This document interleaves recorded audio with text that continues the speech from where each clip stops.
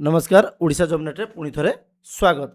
तो देखो ओडिशा रे जो गवर्नमेंट कॉलेज गुड़िकर जो गेस्ट फैकल्टी जो अपॉइंटमेंट होता है आपण मैंने ऑनलाइन अप्लाई करते किसी कॉलेज अच्छी आपड़ ऑफलाइन माने ईमेल द्वारा अप्लाई करती कि जो गुड़ा जो ऑनलाइन करती तार जो सिलेक्शन प्रोसेस हुए सेटा आपंकर प्रिंसिपल करती। तो सहीटा बहुत चेंज कर दिखाई आप देखते 20/7/2026 रे आप नोटिफिकेशन आसी नोटिफिकेशन जो जूम करेंगे जे declare the regional director of education concern as the appointing authority.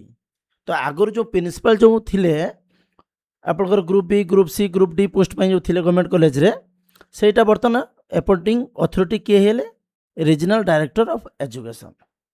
এটা ଆପଣ ଓଟିଭିରେ ଦେଖନ୍ତୁ ଆସିଯାଇଛି। ଆପଣ ଚିଠିଟା ମଧ୍ୟ ଏଠି ପଢ଼ିପାରିବେ। ସରକାରୀ କଲେଜର ଅଣଶିକ୍ଷକ କର୍ମଚାରୀ ନିଯୁକ୍ତି ନିୟମ ବଦଳିଲା। ସରକାରୀ କଲେଜ ପ୍ରିନ୍ସିପାଲଙ୍କ ଠାରୁ କ୍ଷମତା ପ୍ରତ୍ୟାହାର ନିର୍ଦ୍ଦେଶ।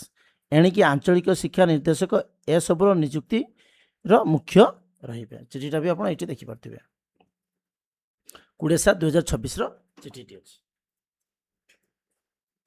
तो बर्तमान जो आप गेस्ट फैकल्टी अप्लाई करेंगे तार जो अपॉइंटमेंट आउ प्रिंसिपल करेंगे ना, प्रिंसिपल सिलेक्शन करेंगे ना, रीजनल डायरेक्टर ही करेंगे। तो तार कौन प्रोसेस रमती आप बर्तमान नॉर्मल इंटरव्यू जुगे करुले तार कौन प्रोसेस आसो जब आम अपडेट आसला आम आपको निश्चित अवगत करेंगे।